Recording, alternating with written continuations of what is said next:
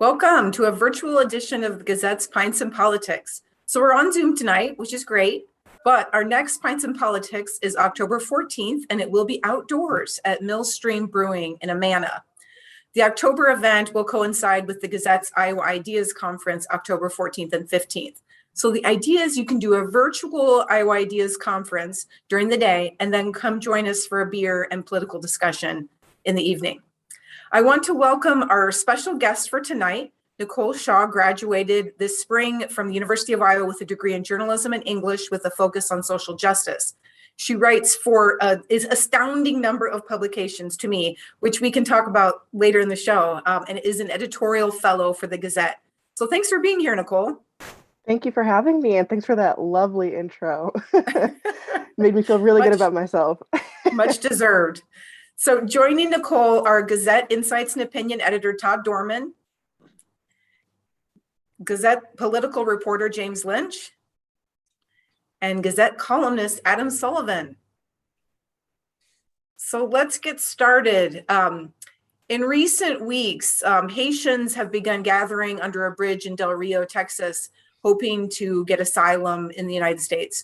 The number had risen, I think, as high as 14,000 last weekend, but now is shrinking as some have been deported and others are being allowed into the country. Just today, it was reported the U.S. Special Envoy on Haiti resigned after, I think, video circulated showing Border Patrol agents on horses appearing to use aggressive tactics against the migrants. Just want to help our listeners listen or to understand, like me, why the Haitians are on the U.S. border with Mexico and how you think the U.S. should be handling this. To my understanding, many of the Haitians who have been near the border are, they haven't been in their home country for many years. So Haiti has been in turmoil for many years due to a lot of factors, not to mention natural disasters, but so they've been in other countries, Central American countries, for years, perhaps, or certainly many months for most of them. And they've come here in part because there's some indication that the Biden administration was letting up on deportations for people who are already in the country. So there's kind of rumors going around other places that you can get into the United States, but that's not true. The Biden administration has extended most of the Trump administration's border policies. So even if you allow some people who are already in the country to stay, that doesn't mean you're letting people in at the border. And so they're still expelling people. I like the way you worded it, Erin, that they, appeared to be using the horses in an aggressive manner. And you're a news reporter, so you have to word things kind of like that, but there's no way to use a horse that's not aggressive. And there's no way to chase somebody down to send them overseas that's not aggressive either. So, if they stop using horses, that's fine. That keeps them from having some bad public relations from the Biden administration, but they're still going to be tracking these people down in SUVs and gators and with helicopters even. So it's a really bad deal. I think the United States should let people come legally. It should give people an opportunity to apply for asylum or stay in the country by some legal means, and they're doing that in limited numbers. But the idea that you're going to ship thousands of people out to a country where there's nothing good for them, I think, is outrageous.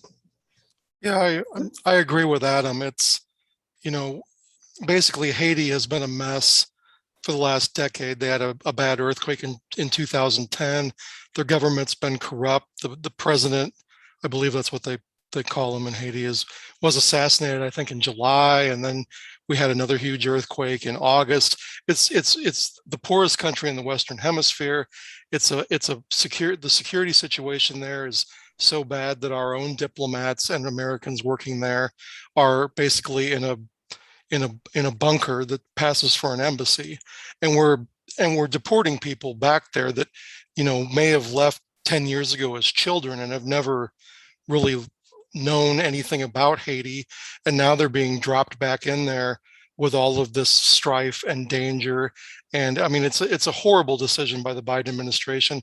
I don't blame the special envoy for resigning. They've handled this so wretchedly, and I think a lot of it is just political calculation. They're afraid that the optics of allowing these 14,000 or more Haitians into the country is going to be Fox News fodder every night. And I think what they need to do is decide what their values are, what American values are, and, let these people seek asylum from a country that basically can't take care of the folks they have there now, and we're jetting, thousands of them back. It's really bad policy. It's bad optics. It's bad everything, and it just underscores the problem we have is that immigration policy here has become too much about politics. People are calculating what's this going to look like.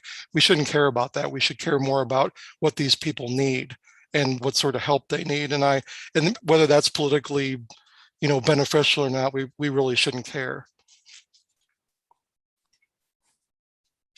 I think the other thing that doesn't get much attention in this is sort of a failure in foreign policy when you look, and not just at the Haitians who are coming, but at the numbers who are coming from Mexico, from Guatemala, from Central and South America, that for many of them, they're coming for economic reasons because they don't have any economic hope where they have been living.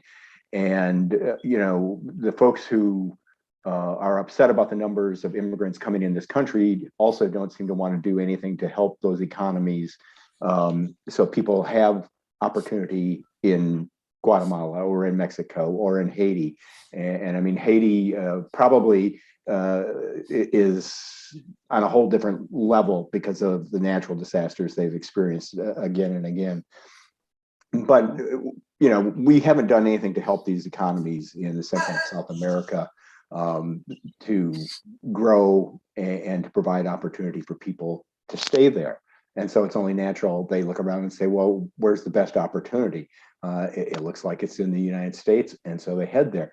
Oh, another thing that's really sort of curious to me is why, like, all of a sudden Haitians are coming. And as Todd mentioned, some of these people, have been living somewhere else in Chile or somewhere in South America for maybe 8-10 years. And now, there are thousands of them arriving on our border.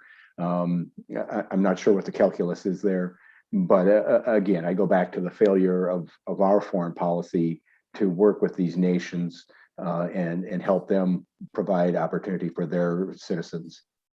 Well, and it also seems like we don't have much of a historical memory. I mean, it's like, my ancestors from Germany and others from Europe and Eastern Europe and other places came to the United States for exactly the same reason. The economic prospects where they lived were limited, and they knew that in the United States they could get land and they could pursue farming and other vocations and have far more opportunity. And a lot of times we've acted the same way toward those waves of immigrants. The Irish and the Italians and other people that were persecuted, the Chinese. I mean, we don't seem to learn from those experiences. We regret them decades later, but here we are again, sort of doing the same thing. And, I can imagine 40 or 50 years from now, we'll say, wow, that was a really terrible thing that we did to the Haitians. But I can't figure out why we can't realize that that's, we've done this in the past. Why are we doing it again? I'd concur with that. And I think especially back to your point, Todd, about, foreign policy and immigration policy in particular, I think it has been really politicized when this is a crisis of humanity.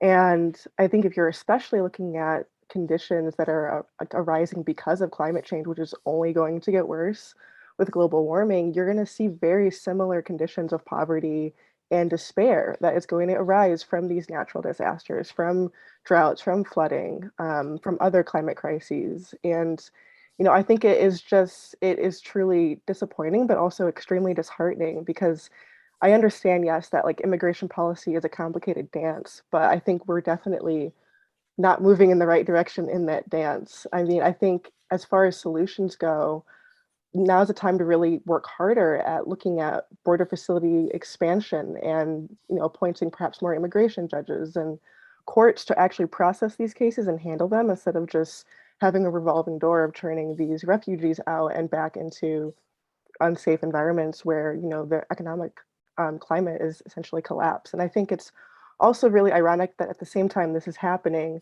Afghan refugees are arriving, and the country is trying to very quickly greenlight those situations, which I think are great, but I think it's just ironic that Haitians are being treated differently right now. So Iowa Governor Kim Reynolds and 25 other governors have asked for a meeting with President Biden over the border situation. Do you guys think they're going to come and say, hey, why don't we let all these Haitians in? Is that what they want to meet with Biden about? Or what do you think they're hoping to accomplish with the meeting? Well, I think they would hope to score some political points with their base by addressing this. On the other hand, it is a problem that the Biden administration is not handling well. And I understand that governors may have legitimate concerns about the porous border. And maybe it's not so much the people who are coming, but the drugs, the human trafficking, those sorts of issues. Realistically, could Iowa take 100,000 Haitians? Yeah. We have room. There are opportunities here.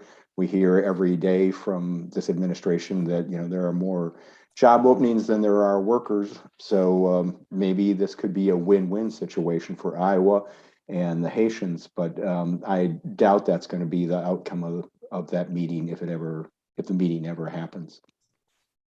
Yeah, I don't think she's trying to accomplish anything. Like James said, it's a political ploy. And if that meeting did happen, hopefully she would take with her the recent census data and show him all the cities in Iowa that are declining in population, and school districts that have to consolidate or close down, or businesses that have to move out to another state where people want to live.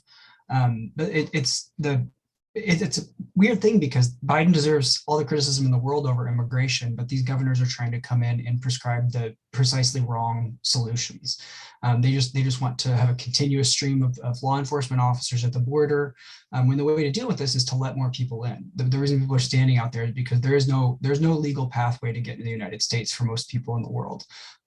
In their letter, the governors wrote that we have an unenforced border policy, and B, that apprehensions are up 500% in the past year. And so how do you have an unenforced border, but you're apprehending 6 times as many people as you did last year? It doesn't make any sense. It's a closed border. And like I said earlier, Biden has continued the border policies of the Trump administration. Well, it's interesting. You were talking, James, that number 100,000, and Iowa could absorb that. I was looking back to the story about how the number of Afghan refugees expected in Iowa is fewer than 700. So we obviously have a lot more capacity. So you guys have all been pretty critical of President Biden's handling of this. Do you think is the border situation affecting his approval ratings pretty significantly? Yes. Yeah, I don't think there's any doubt about it. And it's not just the handling of the border situation, but yeah, I think there are a number of things that are factored into his recent approval rating and going down.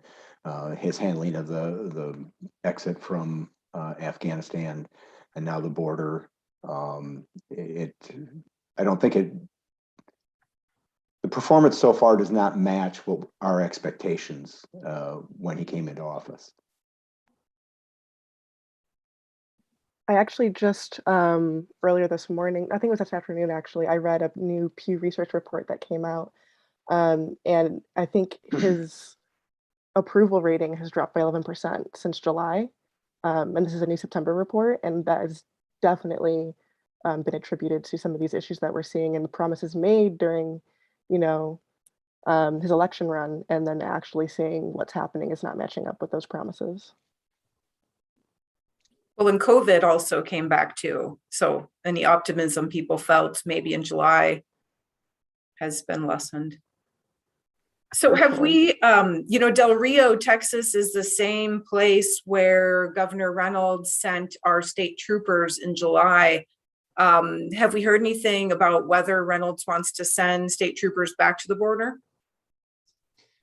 She said at one point she was open to that. I haven't heard any specifics about that.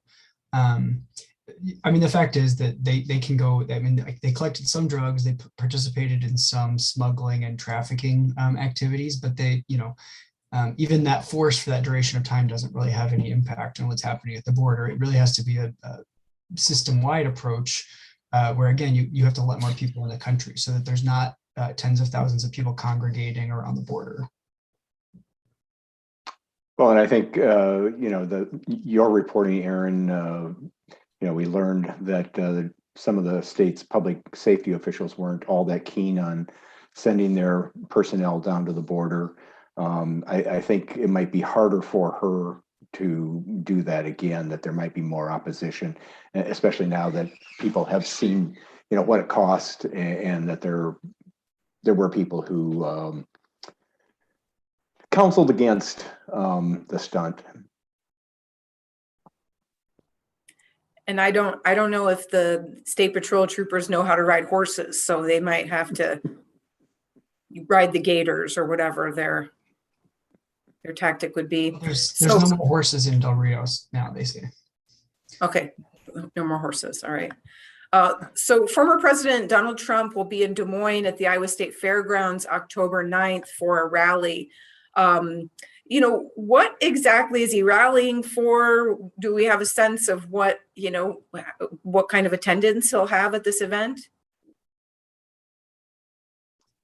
I have no idea how much it'll be interesting to see the attendance. I mean, Trump clearly doesn't have the reach that he had back when he had a Twitter account and, the full force of the US government, but certainly he has some following, and Trump rallies in Iowa in the past were very well attended, not only by Iowans, but from people who had come from nearby states.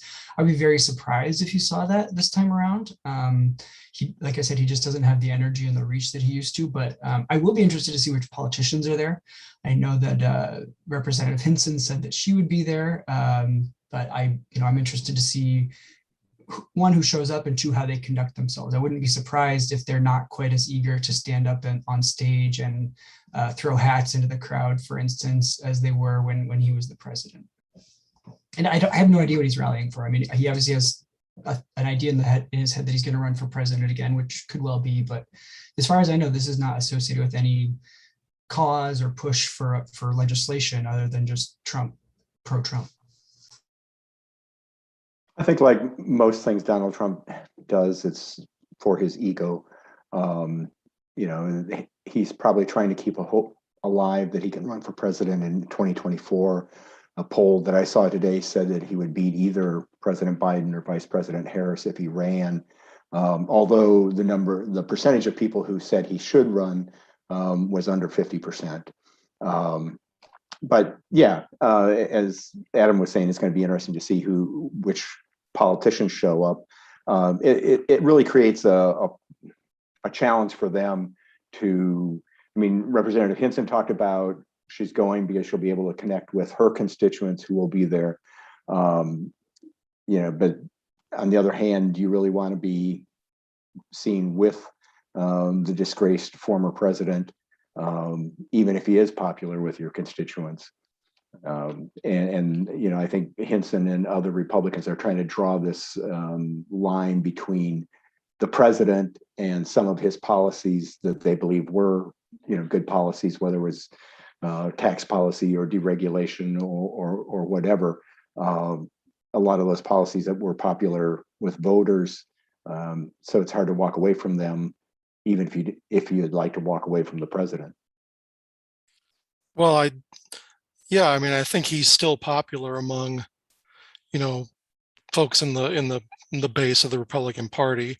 So I think there might actually be more downside for some of these politicians on the ballot next year if they decline to show up, because, they have embraced his policies, and so and he's still popular and could be a presidential candidate. And by all accounts, as James suggested, by the general election poll, I think I've seen primary polls that show that he would, he's favored to win the nomination if were he to run.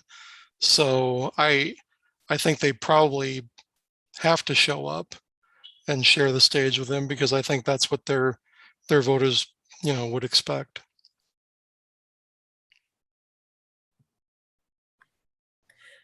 So I wanted to move on to one of our big topics to discuss tonight. And you can tell it's a big topic to discuss tonight because Todd put the map behind him on Zoom. So I want to talk about redistricting. So as background, 2020 US Census numbers were released mid-August, and the state's nonpartisan Legislative Services Agency took those numbers and drew up a proposed map that came out last week. Todd, would you talk us through a little bit what that map looks like? Maybe, if you can gesture like a weather person as well. Well, clearly it's shaped like Iowa, and it's very colorful. Were you looking for more than that? Yes, please. Well, that's you asked for it. If you remember the old congressional map, or the current congressional map, I guess it would be, you had the first district that included Cedar Rapids, Dubuque, Waterloo, kind of stretched to the north to the Minnesota border. You had a second district that included Johnson County, Scott County, went south, and then kind of to the west included Ottumwa, places like that. You had a third district that had Des Moines and several rural counties to the south and west, and then you had the fourth district that was from the Missouri River all the way over into northeastern Iowa. Well, as you see behind me, this is the new map, and the first district looks a lot different. I don't know if I can get out of the way. There it is. It's the yellow one, and so it's the new first district would, if approved, would include both Johnson and Lynn County. It goes into Scott County and then down to the south along the Mississippi River. The second district gets more rural. It comes north and goes all the way into central Iowa and almost into southern Iowa. And the third district has Des Moines. It's the pink one that there's a bearded blob in front of. I'll try to move him. And that's the pink one down below that has Polk County and the western suburbs and lots of south central Iowa counties. And then there's this massive fourth district, 44 counties. That's a half Grassley almost, if you're keeping score. So we've gone from, in the current map, we've got probably three pretty competitive districts: the first, the second, and the third. Cindy Axne, a Democrat, holds the third. Representative Hinson holds the first, and Mariannette Miller Meeks, in a landslide, won the second by 6 votes. So the change in the map is that the first gets a lot more Democratic. The second probably gets a little more Republican. The third still has Des Moines and the metro area, so there's a slight advantage perhaps for Democrats. And the fourth district is still, Republican God's country. So probably the most interesting thing about this is it kind of complicates the calculus for some congressional candidates. In the first district, we have Ashley Hinson, who lives in Lynn County. Her main Democratic challenger, Liz Mathis, also lives in the first district, and Christina Bohannon, who's a state representative from Iowa City, a Democrat, was hoping to run against Miller Meeks. But now Miller Meeks, who's from Ottumwa, is in the second district, and Bohannon is in the first district. So there are all sorts of questions as to what will Ashley Hinson do? What will Christina Bohannon do? Laura Bellin at Bleeding Heartland opined this week that maybe Hinson's predicament would make Chuck Grassley rethink running again to give her a shot at running at the Senate. That would be quite a development out of these maps. And of course, all of this rides on whether the legislature approves these maps, which is no certain deal. Oh, and there's also the legislative maps that throw 54 incumbents together. That's roughly, a third of the legislature. So it's interesting. A mess maybe, and they've got a big decision to make on October 5th when they come back for a special session. So can the maps be approved one by one, or do they have to be approved as a set? That's a good question. I know the legislature, and everything's been kind of thrown out the window because originally there was a deadline of September 15th to approve legislative district maps, but the Supreme Court has given the legislature till December 1st. I would assume they're going to make a decision on both maps at the same time. Yeah, my understanding is that it's all in one bill, one piece of legislation, and this has to either be approved. It's a yes or no vote. There's no changing it unless it's a corrective amendment. So people who have followed Pints and Politics for some time know that I thought the legislature would approve the map drawn by the LSA. I'm not as confident of that any longer. There's a lot of Republicans who don't like this map, and some Democrats don't like it too much either. The fact, as Todd said, that there are 50 or 60 legislators thrown in districts with another incumbent is going to make a lot of those folks think twice about voting for it. So I also think there are a number of people within the Republican caucus in the House and in the Senate who say, hey, we've got the votes, we can do what we want. We can, approve a map that gives us a political advantage for another 10 years. They'll get beat up. Todd will write editorials criticizing them, and A lot of good it'll do. and in the 2022 election, it'll be a big issue, and then probably go away until 2031, and then everybody will be reminding us of what Republicans did back in 2021. So there's probably more upside politically for them to draw their own map than downside. And I guess at this point, Republicans keep saying they're going to follow the process. If you follow the process, you can reject the first two maps and draw your own map. That's part of the process. No, but they face some limits on what they can do. They can't draw a map any way they want. I mean, they still have Right. a set of rules they have to live by. And what's not going to go away no matter what they do is that you've got a situation where we have population trends. I mean, rural Iowa's population is shrinking, urban and suburban areas are growing. So you're going to have, more situations where you've got these fewer and larger rural districts that will catch multiple incumbents. And then you're going to have more of these smaller districts in the urban suburban areas. And I mean, they can draw around that and probably have a plan already as far as we know. But those trends are long time trends that aren't going away. I mean, they can forestall this another decade, and they have political reason to do so. But it's eventually this is what's going to be the case, and they already dominate state politics. I mean, they've got the legislature and the governor's office. I agree with James to some extent that they probably do look at the polls and see the governor is popular and the president is unpopular and all of these things that show that this is a red state.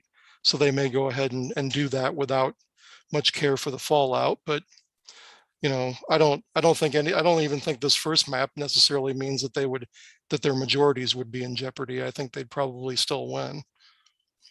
I think if you saw gerrymandering on the third map, it would be some relatively minor changes to protect incumbents, because like Todd mentioned with the the shift to cities, basically what you do in gerrymandering often is you vote sync. So you put all of the Democrats or all of the Republicans in one district, and so that they just have one district instead of being competitive in 3 or 4 of them.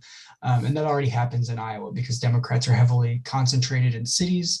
And so even in a clean, nonpartisan map, there are already vote sync districts for Democrats, basically. So, and like Todd mentioned, also there's, there are some parameters in the Constitution, so you're not going to see these, really wild, stringy districts that you see from other states.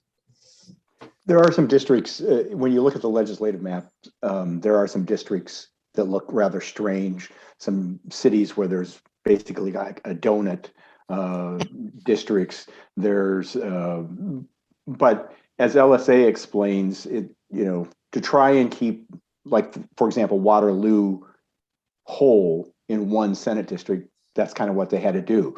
I think there's a similar situation in Lynn County, and all the constitutional requirements talk about population equality, compactness. And so, I mean, there are limits on what you can do drawing that third map.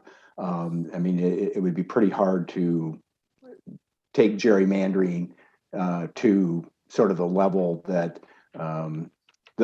they do in Illinois or some other states. Wisconsin, yeah. So I mean, there are limits on it, but it probably would, protect some incumbents, that sort of thing. And I think if they do that, it definitely will be challenged in court.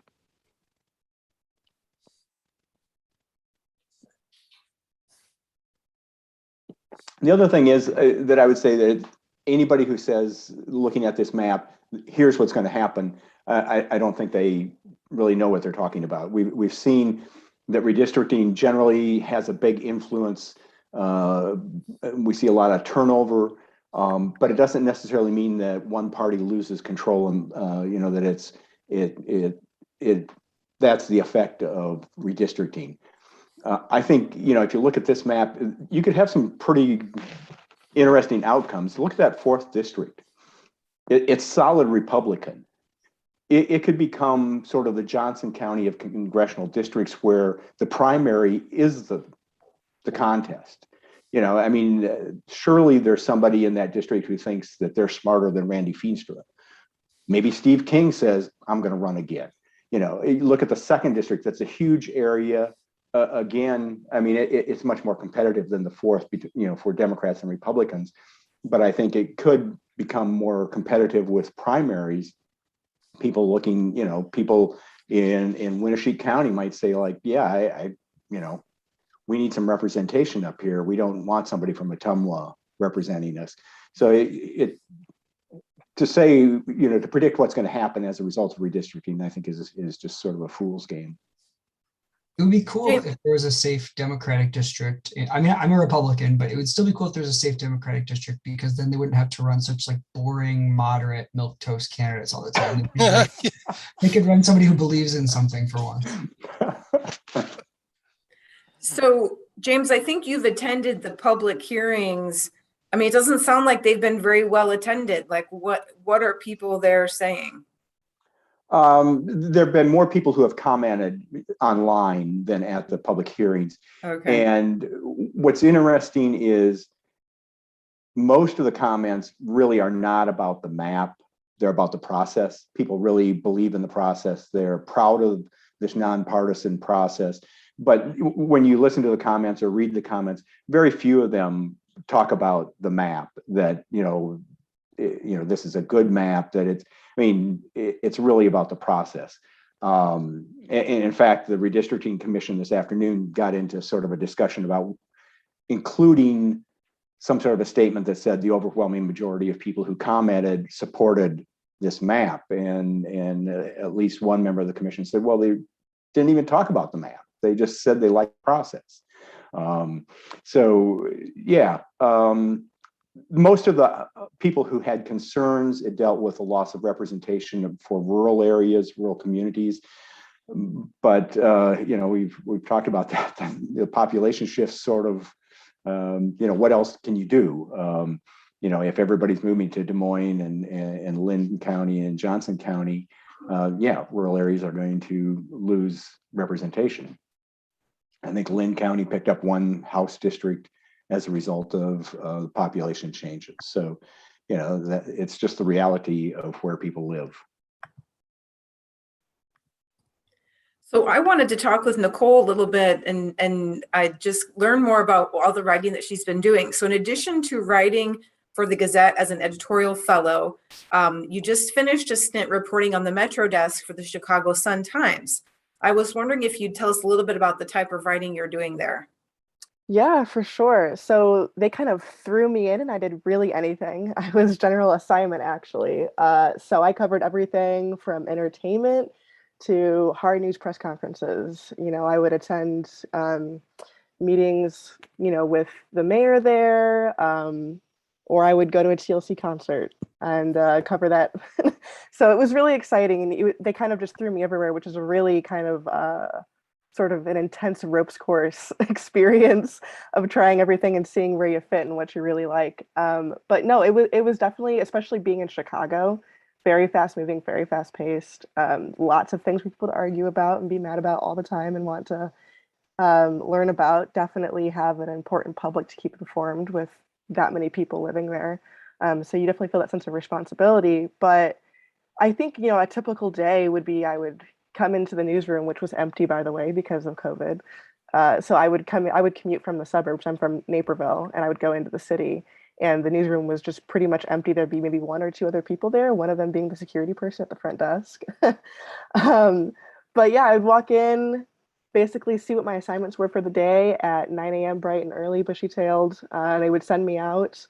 I'd go cover a lawsuit. I would go, talk to the Cook County board president a lot, see what events she was running in her schedule. But yeah, it was definitely an exciting experience and lots to write about there for Chicago. There's something always happening.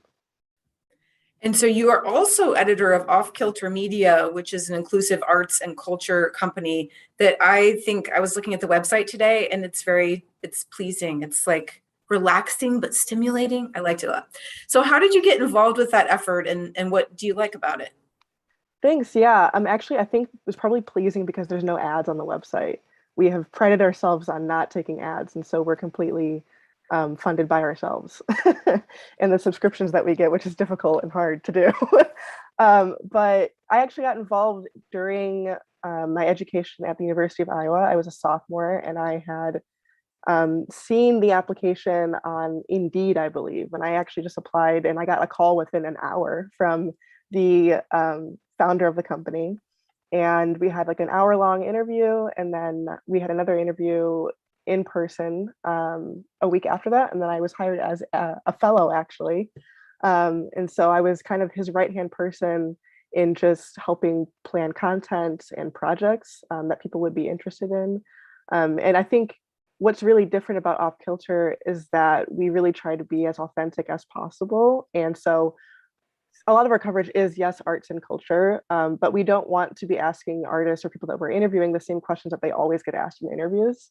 And so we try to make that really human to human connection and ask people like, okay, how are you really doing though?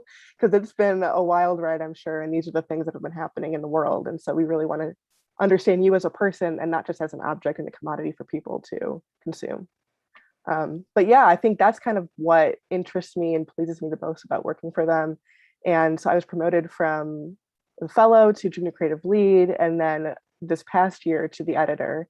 And so I oversee the monthly print newsprint that comes out, and then I also run everything on digital, and I plan content and run a small staff of like 8 or so people, and then also freelancers. That's exciting. I think just, I don't know how you have time for all of that, but it just seems like you got to be immersed in these interesting topics all the time, and that would be exciting. Yeah, I like to keep myself busy. When I was in college, I had 4 part-time jobs, one time 5. It was not good for me, but I did it. Well, thank you for bringing your insights here tonight. Yes, absolutely. Yeah, and appreciate the invite. And it's been an excellent conversation, learning a lot about the districting as well. So thank you guys for that. Yeah. Well, I wanted to change gears a little to state and local elections. I was interested in the fact that there are quite a few uncontested seats in our area, with only maybe one person running for one seat. And I looked at the rundown we had in the Gazette that, like, for example, Prairieburg, no one is running for what looks like 2 open seats on the council. Are people just afraid of the toll of a job in politics, or why do you think we don't have as much competition in these races? That happens from time to time. I don't know that there's particularly few. It seems like that there are more uncontested races this year, but I haven't run the numbers on that. And it does happen sometimes that there's uncontested races. Sometimes it's local factors. If there's just nothing interesting going on in a small town, then you won't have any interest. Whereas when there's big issues going on, you'll have a huge slate of candidates. I was disappointed that in Iowa City and Cedar Rapids, which have a lot of controversial issues, a lot of issues where folks are not content with the city's leadership, that in Iowa City, there's 1 uncontested council race. And then Cedar Rapids, I believe 2 out of 3 council races are there's only 1 candidate per seat up for them. And so the other part of it is that it is a pretty thankless job, like you said, Erin, that especially in towns like Iowa City and Cedar Rapids, where in the latest city council term, you've had protesters showing up at city council members' homes and things like that. So it's not hard to see why somebody wouldn't sign up to do that. And on the other side, from the protesters, oftentimes they don't see the city government as, legitimate or effective means of affecting change. And so they're not going to run and be on the council in that way either. So there's a lot of reasons for it. But I think in general, I think it's disappointing. I wish there were more. I don't think anyone ought to get a city council seat without really running for it, with just putting their name on.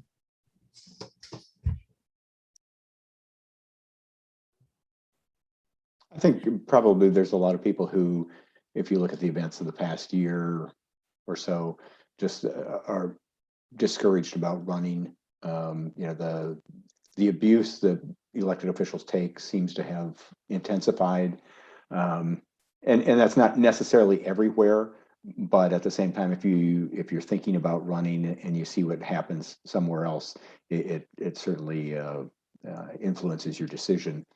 The other thing might be that in some of these small communities, as we've been talking about, the population is declining, and there are just fewer people there to run for these offices. And as that pool shrinks, there are fewer people available, people who have time and the interest to run in some of those communities, which is unfortunate because somebody has to keep the lights on. Yeah, it's true. If you live in Prairieburg, maybe you're commuting to a larger community for work, you don't get home till later, might not want to go sit in a council meeting or, that kind of thing. Not to pick on Prairieburg, I'm sure that's happening elsewhere. It's a lovely community. So I noticed too, Axios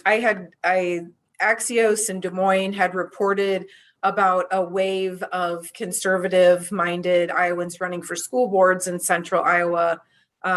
My first thought was, it's about COVID and it's about masks and that kind of thing. Adam or other panelists, what do you think that might be about? I did read the Access story. It was pretty lightly sourced. They linked basically to a couple Facebook posts from school board candidates. So I'm not sure that there is a wave. There well could be, but I haven't seen that really borne out necessarily.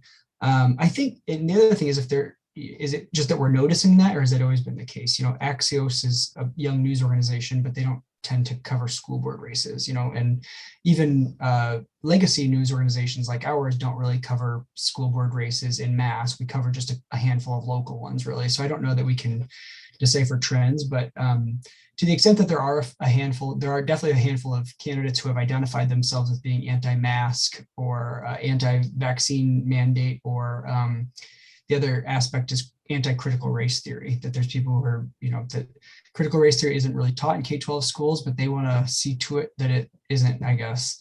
And they're concerned with a bevy of other racial justice and progressive issues. So I think that is a thing, but it's also just part of that's been a long time trend that local politics is becoming more nationalized. So in the last few local election cycles, Polk County Democrats in particular have basically organized and endorsed slates of school board and city council candidates.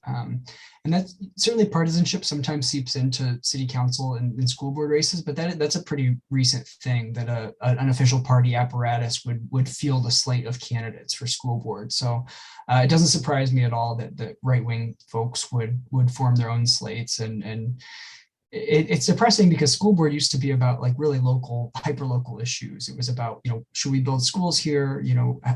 What programs should we have? And now it's just about whatever national stuff you can think of, racial justice or COVID or whatever. And so politics is becoming increasingly nationalized, and I don't think it's good.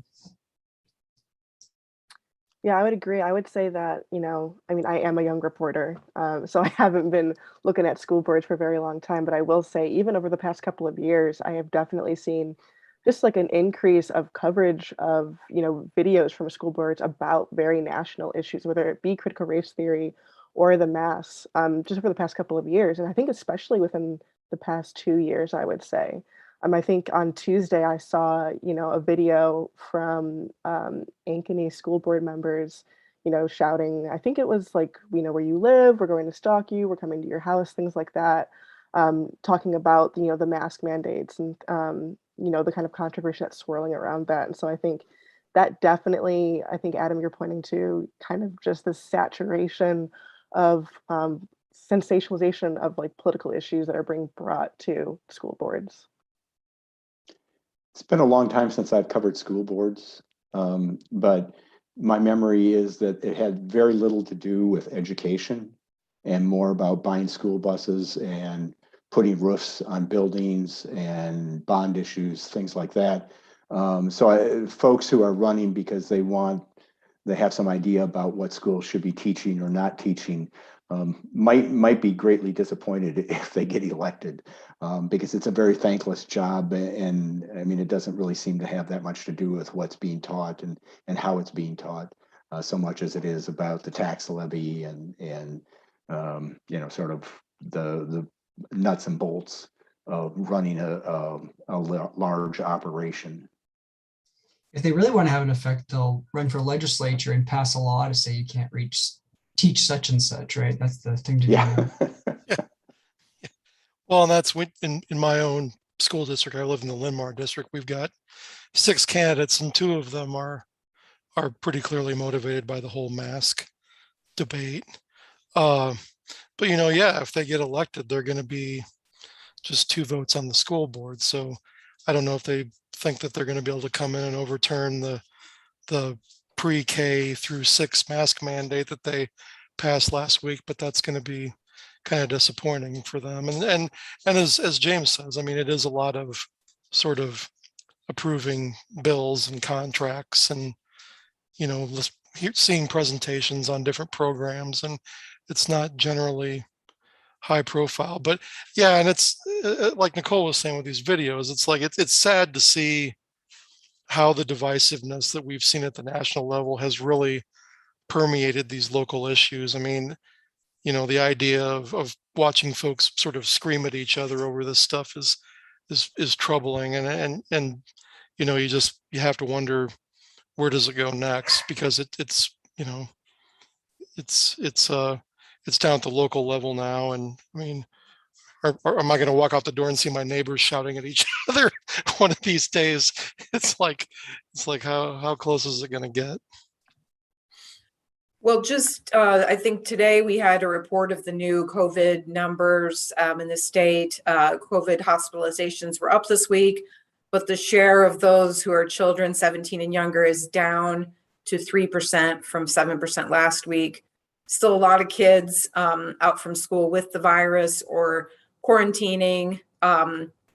And a parent had sued Governor Reynolds and the state last month over prohibiting mask mandates. And now there's this temporary order allowing schools to impose masking requirements. And a lot of the urban school districts have. But Reynolds this week asked the judge to discontinue the order. What effect do we think this is going to have on districts with kind of this back and forthing of, can we have masks or not? Well, it's going to keep the arguments alive, that's for sure, because if the judge issues a restraining order, and more schools might adopt mask mandates. If they throw it out, the people who want a mask mandate are going to be upset. And the argument, whatever the decision, the argument will continue, and it'll just make some people madder and more vocal. Which is really unfortunate on a whole number of levels. Public health, sort of the quality of education, just the sort of having a smoothly running school. So there's no upside there.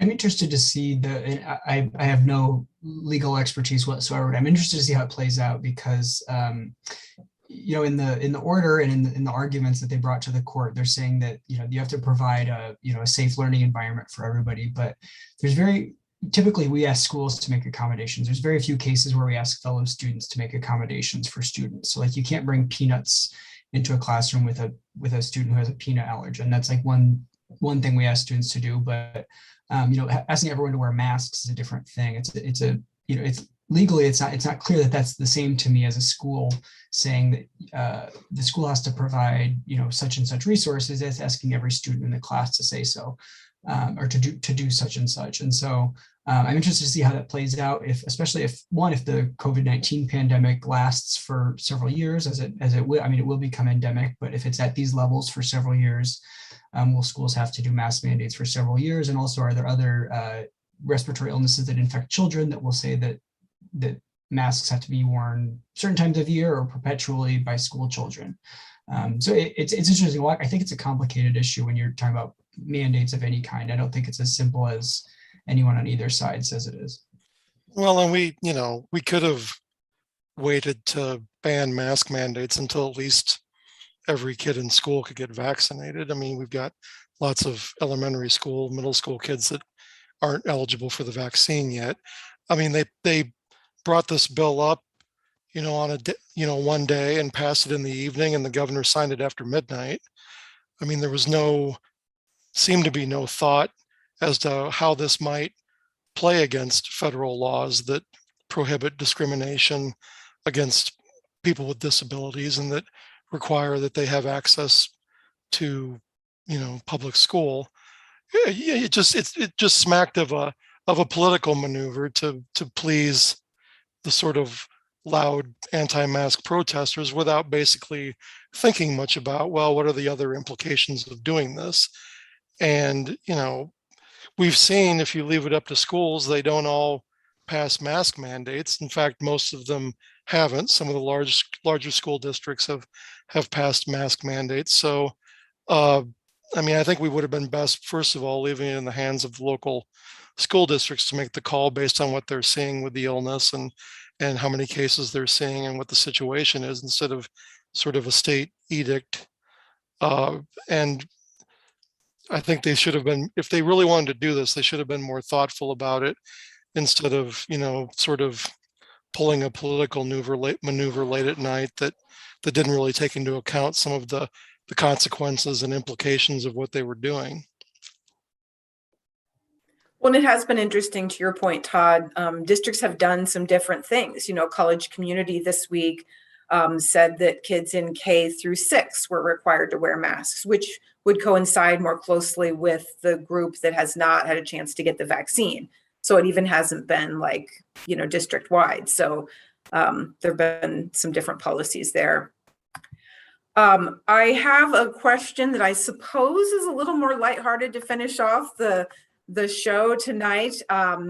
So I noticed that Senator Joni Ernst spoke in the Senate this week about what she called reckless spending by using the card game Uno. She also in the past had used the Price is Right inspired wheel of inflation. I don't know what the game thing is about, but what game do you think she should use next to illustrate one of her talking points? So I don't know if it's a game, but I learned recently while I was reading the Gazette about a week ago about a TikTok meme called Devious Licks, where, Erin, maybe you've heard of it, where they kids do petty vandalism at their schools. I think Ernst should get a TikTok account and start doing that at the Capitol, just like some minor vandalism here and there. Very entertaining. Actually, my little sister's in high school, and she said that one of her friends allegedly stole a bathroom stall door. I don't know how she got it out, but it got out, and that was impressive. I think Senator, if you uninstall a door from the bathroom, you should get some credit in shop class or something. Yeah, definitely. If you can put it back on, maybe. Yeah. James, what were you going to say? Well, I think since we're talking about Congress, card tricks would be appropriate. Given Senator Ernst's military career, maybe a game of war would be appropriate. Or if you're looking for a game show, how about Final Jeopardy? It sounds serious. Maybe if we're talking about climate change, we can work that in there. Todd, Yeah. do you have any ideas? Oh, not good ones. Maybe she could, play, I don't know, shoots and ladders with the waters of the US rule, something like that, or what was that ABC show that got canceled because everybody got some sort of illness from the water slides? Wipeout? Yeah, Wipeout. Wipeout. She could play Wipeout with the waters of the US rule, which I think would be appropriate considering it was kind of polluted water that caused the part of the problem.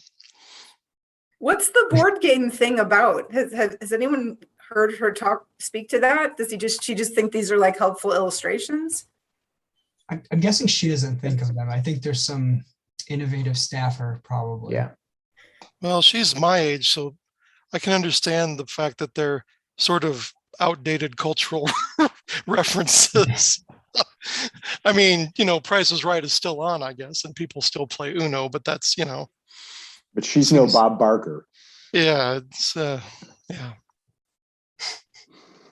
If she says that you need to have your pet spayed or neutered at the end, then that would Yeah. be the That would be actually useful. That would be something useful she could do. And she's got some experience doing that. Oh yeah, is there some game where you have to squeal? She could maybe bring that one up next. Well, on that note, our next Pints and Politics is Thursday, October 14th, live at Millstream in Amana. The event is free, but we're asking people to register starting tomorrow at thegazette.com. Just so we have an idea of how many people are coming. We will try to still provide space for people outdoors. So thank you so much to Nicole Shaw for joining us tonight, our special panelist. And I really enjoyed learning about Nicole, and I'm sure the audience feels the same. And thank you to our other fantastic panelists, Adam Sullivan, Todd Dorman, and James Lynch. So hopefully we'll see you all maybe in person in October. And until then, have a great night.